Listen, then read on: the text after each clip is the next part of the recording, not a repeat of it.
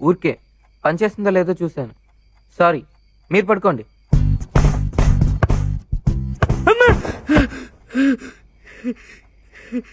ఏంట్రా? లక్ష్మి, లైట్ గా తుప్ర పడుతుందిరా.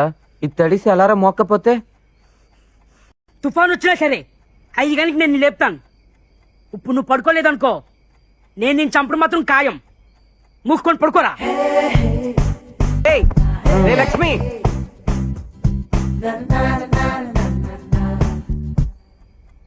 రే ఈ బటన్ ప్రెస్ చేసి ఉందిరా. ఇది పైకి ఉంటేనే కదరా మోగేది.